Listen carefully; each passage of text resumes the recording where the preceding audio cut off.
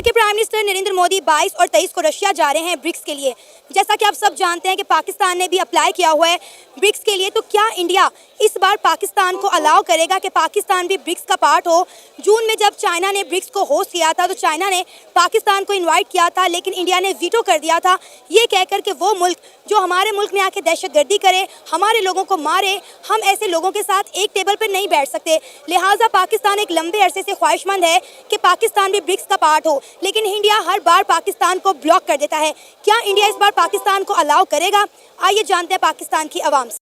तो हेलो दोस्तों, आप सबका स्वागत है मेरी एक और नई रिएक्शन वीडियो में। इस वीडियो का टाइटल है कि भाई मोदी जी ब्रिक्स सम्मेलन के लिए कजान जा रहे हैं रशिया के अंदर। तो पाकिस्तानियों को लगता है कि क्या इस बार मोदी जी पाकिस्तान को ब्रिक्स में शामिल होने के लिए कोई बाधा तो नहीं डालेंगे, क्या कोई पंगे के संगे नहीं खड़े करेंगे? क्योंकि पिछली बार चाइना ने कोशिश करी थी तो इंडिया ने अपोज कर दिया था उसको कि नहीं भाई, भिखारी हुई कोई जगह नहीं है।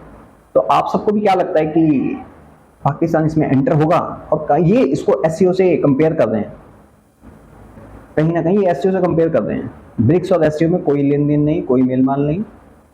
ब्रिक्स 5 कंट्रियों का है, बना हुआ एक जॉइंट वेंचर टाइप का है, ठीक है, और जिसके अंदर भिखारी, सुअर, टेररिस्ट तो बिल्कुल अलाउ नहीं है भाई। तो इंडिया तो कभी पाकिस्तान को घुसने नहीं देगा इसके अंदर। बाकी इन सब की सोच, इन सब की मेंटालिटी क्या है, इसके बारे में देखते हैं इस वीडियो के अंदर। शुरू करते हैं बिना किसी देरी के, चलते हैं पाकिस्तान, देखते हैं वीडियो और देते हैं इस पर अपना ऑनेस्ट वाला रिएक्शन। जो मुझे पता है वो मैं आपको बताता हूँ। शुरू करते हैं बिना किसी देरी के, लेकिन वीडियो शुरू करने से पहले वीडियो को लाइक कर लें, चैनल को सब्सक्राइब जरूर कर लें, बेल आइकन दबाना ना भूलें ऐसे और मजेदार ओपिनियंस देखने के लिए। शुरू करते हैं वीडियो बिना किसी देरी के, चलते हैं पाकिस्तान। देखिए, हमें किसी से कोई लड़ाई नहीं है।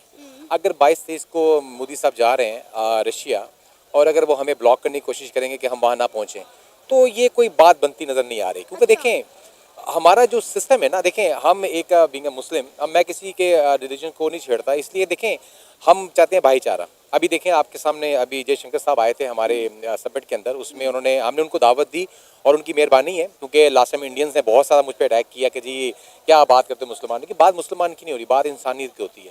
वो आए, हमने उनको वेलकम किया और दिल से वेलकम किया, और हम आपको हमेशा वेलकम करना चाह रहे हैं। मगर आप नहीं वेलकम करना चाहते तो अलग बात है। बाकी रही बात आपकी कि जो वो हमें रोकेंगे समिट में जाने के, जो भी इनका प्रोग्राम हमारा 22-23 को रशिया के अंदर, तो देखें, दिल को खुला करें और दिल खोल के ना एक दूसरे को वेलकम करें। तो ये जो जंग है ना हमारी आपस में, ये है ही नहीं, एक्चुअली जंग हमारी है नहीं। मैं एक इंटरव्यू सुन रहा था, इंडियन हमारे को मुस्लिम भाई थे, उन्होंने कहा कि हमारी लड़ाई तो है नहीं, हमें लड़वा रहे हैं वेस्टर्न वाले। वो चाहते नहीं कि हम एक साथ इकट्ठे हो जाएं, हम मिलके, क्योंकि उनको पता है कि अगर ये 2 कंट्री जिसको इंडिया और पाकिस्तान कहते हैं, अगर ये दोनों मिल गए तो हमारा क्या बनेगा। और भाई आपको ये बताना चाह रहे हैं वेस्टर्न वालों को भी कि अगर हम मिल जाएंगे तो जितनी इकोनॉमी आपकी हमारी वजह से बूस्ट होती है, जितना हम आपको एम्प्लॉयमेंट देते हैं, ये कोई भी नहीं देता। क्योंकि 1.5 अरब की आबादी किसकी है? इंडिया की। 25 करोड़ की आबादी किसकी है? पाकिस्तान की। तो 2 अरब लोग दुनिया में, total 8 billion people in the world जो लिविंग करते हैं। अगर उसमें से 2 अरब हम है तो इसका मतलब कि हमारी मिनोरिटी ज़्यादा है, सॉरी हमारी जो ना कैपेसिटी ज़्यादा, तो हम ज़्यादा आपको सस्ते में लोग देते हैं जो काम करने के लिए होते हैं। लिहाजा मेरी रिक्वेस्ट है थ्रू मीडिया, मोदी साहब हमारे लिए काबिल एहतराम है हर कोई, तो ये उनको अवल तो ये काम नहीं करना चाहिए। पहली बात चचा, मेरी बात सुन लो तुम, ठीक है? तुम लोग मुस्लिम करते हो, ठीक है, तुम लोग मुस्लिम करते हो। दूसरी बात, पाकिस्तान की वर्थ है, कौन सी वर्थ है? नाली के कीड़े की। पाकिस्तान से हम हाथ क्यों मिलाएं? वेस्ट कहता है जाके तुम कश्मीर में सुअरपंती करो, वेस्ट कहता है कि तुम अपने बच्चों के दिमाग में डालो हिंदू काफिर है, वेस्ट आके तुम्हें कहता है कि तुम अपनी पॉलिसी चेंज करो और किसी भी समिट पे, किसी भी प्लेटफॉर्म पे जाओ, वहां कश्मीर सीखो। वेस्ट कहता है तुम सुअरों को पना दो यहाँ पे। वेस्ट कहता है 139, 140 terrorist in the Pakistan. West ने कहा था तुम्हें पालने के लिए उसको, वेस्ट ने बोला था तुम्हें अगर हमें हाथ मिलाना होगा हम चाइना के साथ मिलाएंगे। तुम लोगों की अच्छी पल्ले बात, तुम साले अपने आप के साथ ईमानदार नहीं हो, अपने मुस्लिम उम्मा दे दे चुम्मा के साथ ईमानदार नहीं हो, तो क्या तुम किसी नॉन मुस्लिम के साथ ईमानदार हो सकते हो? चाइना एक टाइम के लिए अगर उसका जॉइंट वेंचर चाइना और इंडिया का होता है ना, तो 3 बिलियन लोग, 8 बिलियन लोग टोटल है, 3 बिलियन लोग सिर्फ इंडिया और चाइना के रहेंगे। चीपर लेबर, सबसे फास्ट, सबसे अच्छी चीज बन सकती है यहां से, कि जहां पे ये कलेश नहीं रहेगा कि हिंदू है ये मुसलमान है, मुसलमान ये तो हिंदू है तो उसको ये काफिर है, इसको मार देंगे। तुम्हारे दिमाग में, तुम्हारे बच्चों के खोपड़ों में चलता रहता है। कम से कम वो अपनी एजुकेशन किस लेवल की सिखाते हैं, उनकी एजुकेशन में फर्क है, उनके कल्चर में फर्क है, उनके स्टेटस में फर्क है। तुम लोगों में क्या फर्क है बताओ ना मुझे, कहां से मैच करते हो? अगर मैच करना होगा हम चाइना के साथ मैच करेंगे, तुमसे क्यों करेंगे यार? दो कौड़ी के इंसान हो, नाली के कीड़े तुम साले। दुनिया पे कब्जा करना, इस्लाम का परचम फैलाना है हमें, जहां जाएंगे हम काफिरों को मार देंगे। तुम लोगों की मेंटालिटी ये है, तुम लोग अपनी मुस्लिम कंट्रीज में जाके वहां गंद फैलाते हो, कतर हो, बहरीन हो या फिर सऊदी हो, वेस्ट में जाकर तुम गंद मचाते हो, छोटी छोटी बच्चों के साथ गंदे काम करते हो। वेस्ट नहीं कहता, ये तुम लोगों की है। आगे बात समझ में? क्या कौन सा ध्यान? जयशंकर पापा आ गए, जयशंकर पापा आ गए हैं, जाते के साथ ही पीठ में छुरा घोपना चालू कर दिया, बर्फ पिघली है, बर्फ पिघली है। इंडिया ने किसी प्लेटफॉर्म में पाकिस्तान को कुछ समझा ही नहीं है। एससीओ में भी पाकिस्तान का नाम तक नहीं लिया, फिर भी छाती पीट रहे हैं बनी। एससीओ के चार्टर के हिसाब से ही इंडिया ने बोला, लेकिन तुम चार्टर के बाहर जाके, तुम्हारा बिल्लो रानी आई थी ना, वो घाघरा उठा के यहाँ मुजरा करने के लिए, मुजरा करके गई। कश्मीर कश्मीर कश्मीर कश्मीर ना वो फट्टे की कील बन चुके हैं, जब भी बैठो तुम्हारे पिछवाड़े में घुस जाते हो, फिर चीखे मारते हो, फिर कहते हो हाय इंडिया ने मार दिया, हाय इंडिया ने मार दिया, हाय मोदी ने मार दिया। देखिए ना, पहली बात तो ये है कि हमारा मौशी हालात हमें अलाउ ही नहीं करते कि हम ब्रिक्स का पार्ट हो। ब्रिक्स देखे ना कि 4-5 बड़ी इकॉनमीज हैं जो आपस में बैठती हैं, मीटिंग करती हैं, बड़ी बड़ी डिस्कशन करती हैं। दूसरा, इंडिया के प्राइम मिनिस्टर नरेंद्र मोदी का और इंडिया का एक ही स्टांस है कि वो मुल्क जो हमारे मुल्क में आके दहशतगर्दी करे, हमारे लोगों को मारे, हम उनके साथ एक टेबल पे नहीं बैठ सकते। नहीं देखिए, ये ना अपनी सियासत चमकाने की बात होती है। हमारा कौन सा दहशतगर्द वहां गया है, कभी आज तक प्रूफ ही नहीं कर सके। हाँ, माजरत के साथ एक बात मैं आपको बताता चलूँ, ऑन रिकॉर्ड बता रहा हूँ, अभी बल्कि रिसेंटली 3 दिन पहले मीडिया के अंदर, बल्कि इवन के कनाडा ने उनकी एम्बेसी को क्लोज करके उनको फॉरेन शटअप कॉल दी कि आप हमारा मुल्क छोड़ दें। तो ये हमने तो नहीं किया ना। अब इसमें हम मुसलमान तो या पाकिस्तान तो नहीं था, मकसद सिर्फ इतना ही है दीदी के ये जो दुनिया है ना, एक तो भाई सच्चाई और काइंड इन्फॉर्मेशन तुम बस खाली पाकिस्तानी चैनल्स देखते हो, है ना।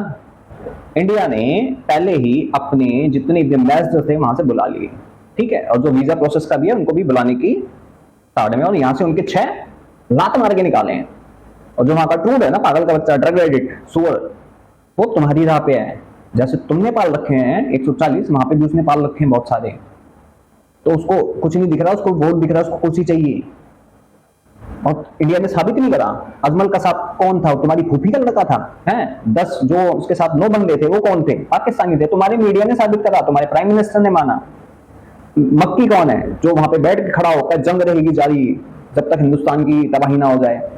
हाफिज सईद को तुमने जेल में बंद कर रखा है, क्योंकि हमने प्रूफ दिया। अजमल कसाब कौन था? हमने प्रूफ दिया, लटका दिया साले को, हमने ठोक दिया सीधा 72 बकरियों के पास, सबूत दिया। इसलिए तुम ग्रे लिस्ट में गए, इसलिए तुम्हें टेररिस्ट स्टेट बोला जाता है। We have proof. तुम्हारे बच्चों में भी वही कीड़ा कुत्ते की तरह घूमता रहता है, ऐसे ऐसे ऐसे ऐसे। आगे बस समझ में कच्चा नहीं है तो जाके पढ़ लो थोड़ा सा, क्योंकि पाकिस्तानी सारे मदरसा छापियां साले। तुम्हें साइंस से, न्यूज से, फैक्ट्स एंड फिगर से कोई लेना देना नहीं होता। तुम्हें होता है चूरन खाने से, जो तुम्हारे मौलवी, मुल्ला, मदरसा, तुम्हारा टीवी, तुम्हारा मीडिया तुम्हें खिला देता, तुम उसको फंकी मार के सो जाते हो चद्दर ओढ़ के, फिर सुबह उठ के कहते हो हाय इंडिया ने मार दिया, हाय इंडिया ने मार दिया, हमें भूखा मार दिया। एक तबाही के दाने पे खड़ी हुई है। अगर हम मिलकर एक दूसरे को समझ लें तो मैं समझता हूँ ऐसा कभी हो ही नहीं सकता। बाकी हमें ये रोक सकते हैं, नहीं रोक सकते। देखें, हम ना किसी के लिए बुरा सोचते हैं और ना हम कहते हैं हमारे लिए कोई बुरा सोचे। अच्छे अंदाज में बैठे हैं। देखें, ये एक जो लाइन खींची ना, सरहद को कहते हैं इंडिया पाकिस्तान की लाइन है। ये कोई बीच में नहर नहीं आती हमारे बीच में कि हमें क्रॉस करके जाना है। एक लाइन है यार, खुदारा फिल्मों में देख लें कि हमारी फिल्मों में तो नहीं होगा, उनकी फिल्मों में होता है कि ये इंडिया पाकिस्तान एक हो जाए, एक हो जाए।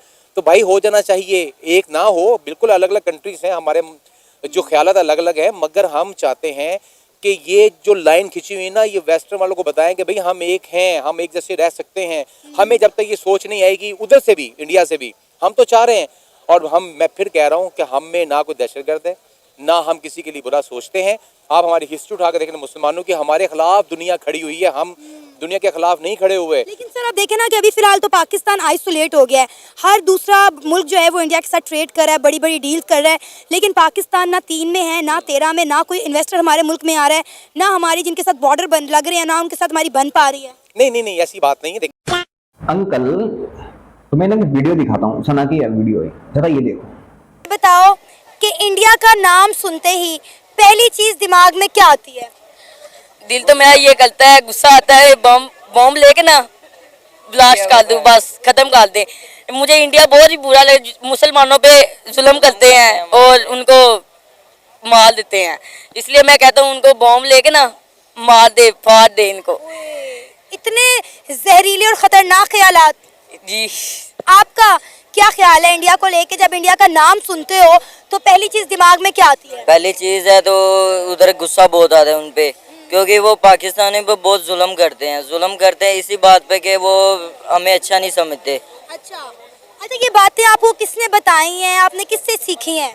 बस किससे देखी नहीं है ना किससे सुनी है, बस वैसे ही सामने आज गुस्सा आ जाता ना, जो दिमाग है दिमाग से। दिमाग से कैसे? कहीं तो देखा होगा, सुना होगा। मतलब कि जो भी होता है ना, कोई होता है दिमाग में अच्छा, दिल में कोई अच्छा लगता है, कोई नहीं लगता अच्छा। हमें इंडिया वाले अच्छे नहीं लगते, इंडिया वाले हमें अच्छा नहीं लगते। आया हो स्कूल आप जाते हो, आपकी टीचर ने बताया हो, स्कूल में क्या पढ़ाया जाता है इंडिया के बारे में? इंडिया के बारे में ये पुराने पाक को नहीं मानते, ये पूजा करते हैं, ये मुसलमानों पे यही तो बात है। ये हम अल्लाह को मानते हो, ये बुतों को मानते, पता नहीं बुतों में है क्या, हमें तो ये भी नहीं पता बुतों में क्या है, हमें तो इतना पता है अल्लाह ताला सब कुछ है। एक अपना अपना मजहब है ना, हम मजहब की बुनियाद पे किसी के साथ नफरत तो नहीं कर सकते, ऐसा है कि नहीं? जी, ये मुसलमानों पे जुल्म बहुत करते हैं, इसलिए हमको गुस्सा जाता है, तो इनको साल में खत्म मुसलमान बनना चाहिए, अच्छे लोग बनना चाहिए, कि किसी पे जुल्म नहीं करना चाहिए। यानी आप चाहते हैं कि जितने भी हिंदू हैं वो मुसलमान हो जाएं? जी। क्यों? वो क्यों मुसलमान हो? ये मुसलमानों पे जुल्म करते हैं, साल में उसको मंदिर में पूजा करते हैं, ये ऐसे कोई काम नहीं, अल्लाह एक ही है, सबका पैदा करने वाला वही है। कुरान पाक करे पूजा छोड़ दे। तो इंडिया का जब नाम सुनते हैं हम टीवी में तो हमको गुस्सा आ जाता है। अच्छा अगर कभी इंडिया जाने का मौका मिले तो जाना चाहोगे? नहीं। और आप? नहीं, बिल्कुल नहीं। बिल्कुल भी नहीं। अभी तो कहे थे कि जाके इंडिया के साथ ये कर दूंगा वो कर दूंगा। वो तो कर देंगे जब भरे थोड़े तो हो रहे हैं, अभी तो चले जाए, अभी जाएंगे तो मारे जाएंगे ना, बैग में बॉम्ब लेके जाऊंगा सारा साले। ओ भाई तू तो चलता फिरता एटम बॉम्ब है, मुझे तो लगता है यहीं पे फट जाएगा। नहीं, पर ब्लास्ट कर देना है, सबको मार देना है, या मुसलमान बन जाए। अच्छा। या एक काम मुसलमानों को मारना छोड़ दे, ये दूसरा काम कुरान पाक पढ़ने लग जाए। अच्छा। ये पूज मंदिर में अगर आप इस तरह की खौफनाक बातें करोगे तो वो कभी भी ना तो इस्लाम कबूल करेंगे, ना ही कभी कुरान पाक पढ़ेंगे, ना ही कभी मसाजिद के अंदर जाएंगे। देखिए हमारा इस्लाम जो है अमन का पैगाम देता है, मोहब्बत का पैगाम देता है, लेकिन अगर आप इस तरह की बातें करोगे वो तो डर जाएंगे। डरना तो है, उन्होंने कहे बच्चे कह रहे हैं तो फिर वो जैसे भरे हो जाएंगे क्या करेंगे आके। अच्छा। तो जैसे बॉम्ब की बात सुनेंगे, बॉम्ब सा मंदिर उनका पूजा को बचाना है अपने आप को, जैसे वो मंदिर में जाते हैं ऐसे करते हैं, टिन करते हैं, ये करना भी वो उनको बचाएंगे, अपने आप को बचाएंगे। ये बताएं भागने की वहाँ से करेंगे या मंदिर को देखेंगे? इंडिया का नाम सुनते ही पहली चीज दिमाग में क्या आती है? उड़ाने को दिल करता उन्हें। उड़ाने को दिल करता है, क्या वजह है? वैसे ही नफरत बहुत दिल में उनके हमारे लिए, हमें वो समझते हैं डरपोक आदमी, हम अच्छा। डरने वाले किसी से नहीं है। हाँ। अगर उनमें दम है तो चैलेंज करके देख लें। अच्छा आप नहीं डरते इंडिया से? इंडिया से हम क्यों डरें? हम ईमान वाले मुसलमान आदमी हैं, हम क्यों डरें उनसे? उन्हें डरना चाहिए हमसे। उन्हें क्यों डरना चाहिए? हमारे पास ऐसी क्या तोप चीज है जो इंडिया हमसे डरे? हमारे पास इस्लाम है, ईमान है, उनके पास वो नहीं है। हमें ईमान की ताकत बहुत है, जज्बा है हमारे पास। सबसे ज्यादा बेईमानी तो हर पाकिस्तानी करता है। तो हर एक जैसा तो नहीं ना होता, अच्छा। कुछ अच्छे और कुछ बुरे में फर्क भी होता है। लेकिन इंडिया आप देखिए कि दुनिया की 5वीं बड़ी इकॉनमी बन गया, कहाँ से कहाँ पहुँच गया है, और हमारी सोच अभी तक यहीं पे ही फंसी हुई है। इंडिया अभी बच्चा है हमारे लिए। अच्छा। इंडिया कुछ भी नहीं कर सकता हमारा, दम है तो आगे देख ले। नहीं वो क्यों आए, हमसे क्यों लड़े? 1947 में आपने देखा नहीं है कुछ? देखा है ना क्या हुआ उनके साथ? भागे, अब दोबारा करके देख लें हमारे साथ। हमारे पास ईमान का जज्बा है, अल्हम्दुलिल्लाह, अल्लाह की पावर है हमारे साथ। अच्छा ये सारी बातें कैसे आई हैं दिमाग के अंदर? किसने सिखाई, कहाँ से सुनी? आजकल तो नेटवर्क की आपको पता हर चीज है। अच्छा। मोबाइल पे हर चीज आ जाती है। अच्छा। उनकी जुल्म जो है ना हमारे पास बहुत ज्यादा, सलाब पे दी है, हमारे पास पानी ओवरलोड कर दिया, बार्डरों पे गोलियां चलानी शुरू कर दी। वो जुल्म ज्यादा करते हैं हमारी तरफ। एक बार जंग पा दे वेखन इटा नाल कोट मार दे। इंडिया को ईंटों के साथ मारोगे? हाँ। और इंडिया के पास इतने बड़े बड़े हथियार है, तुम ईंटें लेके निकले हो इंडिया का मुकाबला करने? कोई बात नहीं, बम्ब हमारे पास भी बड़े हथियार है। पहले तो तुम सीधा होके खड़े हो ना, और मुझे ये बताओ तुम इतनी सी उम्र में कौन है ये? तुम्हारा एक लाल टोपी है, कौन है वो? तुम्हारा अब्दुल बासित है, कौन है तुम्हारा? कौन है तुम्हारे जो चीफ मिनिस्टर भाई? एक था तुम्हारा काकड़ 300 जंगे करेंगे, 1000 स्कर्ट्स। कौन है ये? तुम्हारे मदरसों में, तुम्हारे मुल्ला मदरसों में क्या सिखाया जाता है? कौन है वो? इंडिया के अगेंस्ट नहीं है। ये लाइन सिर्फ जमीन पे नहीं है, ये लाइन यहाँ पे खींची हुई है इतने सालों की। जो तुमने यहाँ पे करा ना, जैसे ईरान ने इजराइल का अटैक करा, तुम तालियां बजा देते, ऐसे ही जब भी यहाँ पे होते हैं ना, तुम लोग नाचते थे वहां पे, और उसमें तुम भी शामिल हो गए अंकल। आज तुम इसलिए रिक्वेस्ट कर रहे हो क्योंकि भूखे मर रहे हो। जिस दिन तुम्हारी पेट में अनाज का दाना गया, हाथ में 2 पैसे आ गए ना, तुम फिर कुत्ते की तरह भूकोगे, फिर पेट में छुरा भूकोगे। और ये इंडिया बहुत साल से देख रहा है, तो इंडिया ठोकेगा। तुम्हारे यहां से नारे उठते हैं, तुम्हारे यहां से इंडिया की बर्बादी, हिंदुत्व की, गजवाए हिंद की, कहां से नारे उठते हैं? वो पाकिस्तान से उठते हैं। तुम्हारे मुल्ला मौलवी बच्चे बूढ़े सबके दिमाग में ये कीड़े हैं। कहां से उठते हैं ये? नहीं बिलीव है? सना ने कितने बच्चों के इंटरव्यू ले रखे हैं, सना बता देगी तुम्हें। तो चाचा ये चूरन ना हमें मत बेचो, ये चूरन अपने लोगों को बेचो, उनको फंकी मरवाओ और तुम ही खाओ, तुम ही उबालो ऐसे चूरन। We don't need it. मैंने यार लास्ट टाइम भी बताया कि मैं थोड़ा सा हिस्ट्री को पढ़ता हूँ और साथ में जो इस करंट सिचुएशन है वो मैं देखता हूँ। हमें किसी से कोई लेन देन नहीं है, हमें आइसोलेट क्यों कौन करेगा? देखिए अगर आप अच्छे हैं तो आपको हाँ एक बात याद रखिएगा, हमेशा अच्छे काम को लेके चलने में मुश्किल आती है।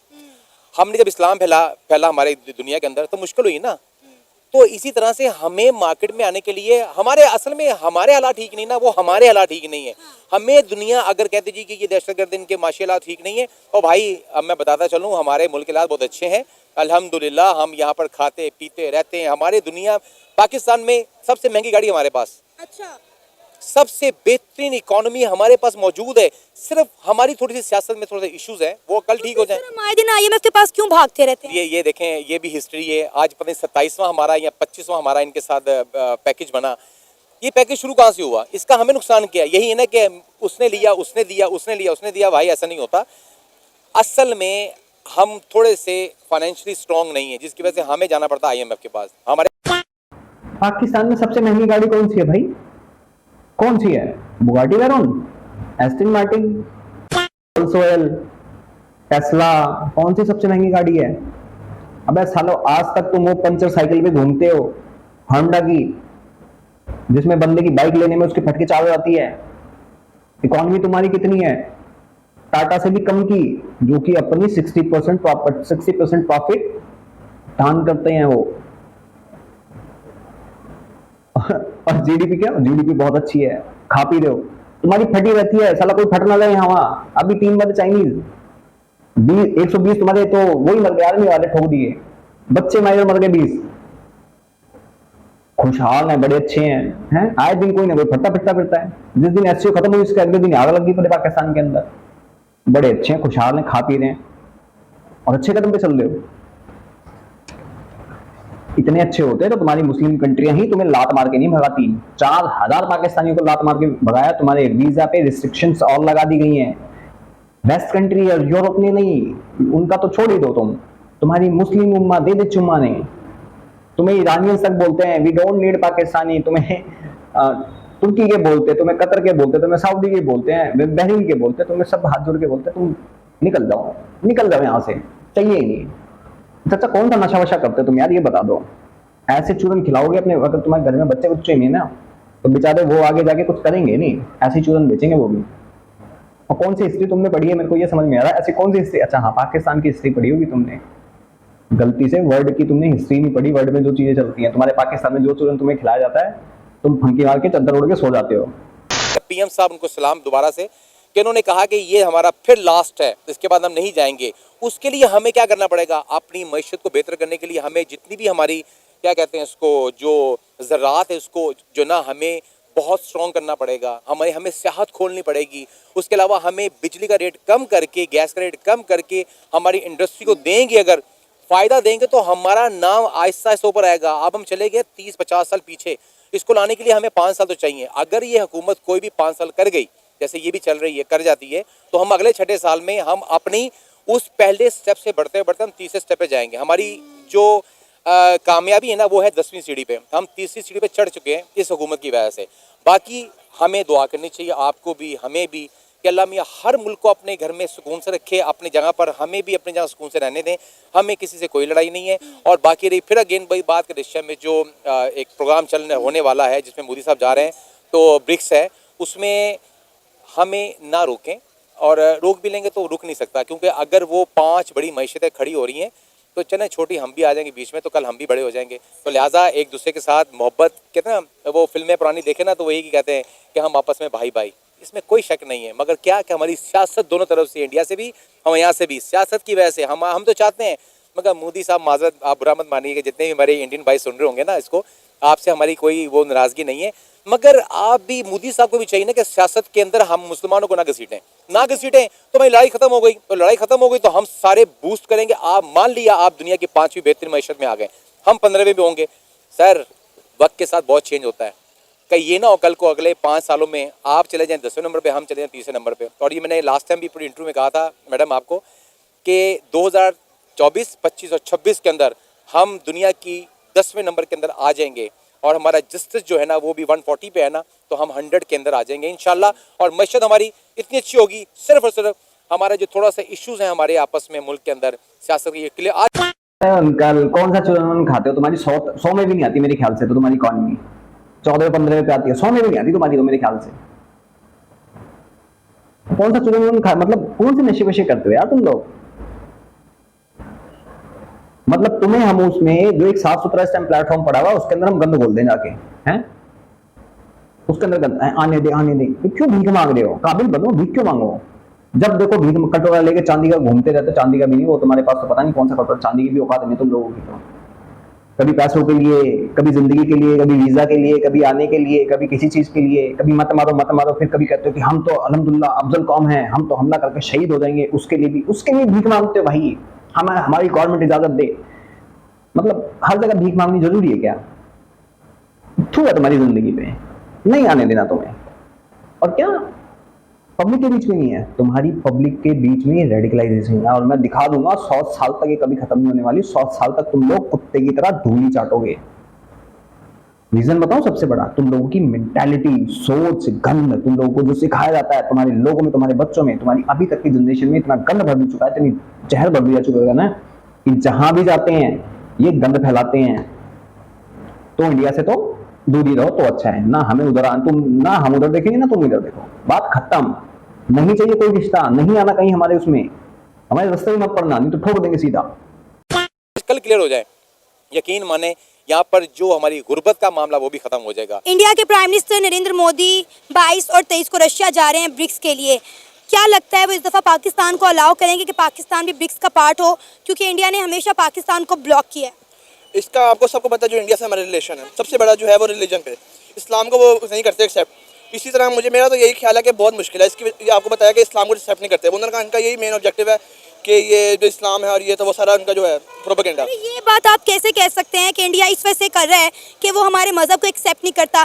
पाकिस्तान से ज़्यादा मुसलमान तो हिंदुस्तान में रहते हैं, कितनी बड़ी बड़ी मसाजिद हैं वहाँ पे, और आप वहाँ पे इस तरह की बात कैसे कर सकते हैं? इसकी वजह ये है कि जो नरेंद्र मोदी खुद हैं वो एज ए तो मुस्लिम नहीं है। अच्छा। तो वो एज यूजुअल तो जो वहाँ पे सपोर्ट भी ज़्यादा आपको पता है कि इसकी है हिंदुइज्म की, जगह जगह टेंपल, जगह जगह तो मसाजिद नहीं बनाई हुई उन्होंने, और जैसे बनती हैं तो आपको पता प्रोपेगेंडा जो, और सोशल मीडिया का बहुत पावर है, वो सारा शो करता है कि क्या है, क्या चल रहा है मुसलमान के साथ, क्या हो रहा है क्या नहीं। अगर मैं ये बात कहूँ कि जो बात आप कह रहे हैं वो भी हो सकता है प्रोपेगेंडा के तहत आपके दिमागों में डाली हो, ताकि आप इंडिया से नफरत करें, उनके मजहब से नफरत करें।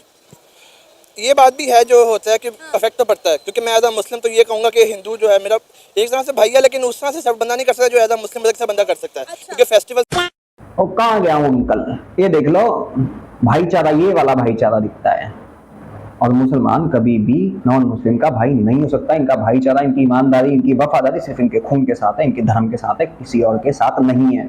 और ये रियलिटी है, ये रियलिटी है। चंद को छोड़ के तुम ट्राई करके देख लेना, ये तुम्हें काटेंगे, तुम्हारी पीठ में छुरा भोंकेंगे, ये छुरा भोंकेंगे। सारे सेम है, कल्चर सेम है, इसकी वजह से तो यही होता है कि बाद में फिर जो हिंदुइज्म है उसको बंदा फिर ये कहता है यार ये क्या इसके साथ मैं नहीं बैठ रही है, तो वो सारा ये सारी बात जो है वो माइंड की भी है। ये आप बिल्कुल ठीक कह रही हैं कि माइंड का बहुत इसमें रोल है। नहीं तो आपको क्या लगता है कि पाकिस्तान ब्रिक्स का पार्ट इसलिए है कि इंडिया हमारे मजहब को एक्सेप्ट नहीं करता? इसकी और वजूहात भी तो हो सकती हैं, हम मुआशी लिहाज से इतने स्ट्रॉन्ग ही नहीं है।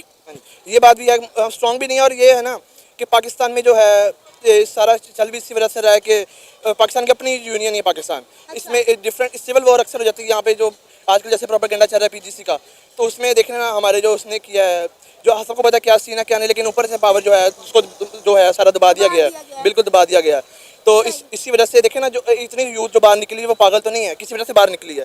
सारा जो हमारे जो ऊपर सीनियर बैठे हैं उन्हें दबा दिया गया। फिर हमारा मुद्दा जो है वो ब्रिक्स का है। पाकिस्तान बड़े अरसे से ये ख्वाहिशमंद है कि पाकिस्तान भी ब्रिक्स का पार्ट हो, लेकिन इंडिया हर बार इसे ब्लॉक कर देता है। अगर हम बात करें जून में चाइना ने जब ब्रिक्स मीटिंग को होस्ट किया था तो पाकिस्तान को इनवाइट किया था, लेकिन इंडिया ने वीटो कर दिया था। लेकिन अब थोड़ा मामला कुछ और हैं।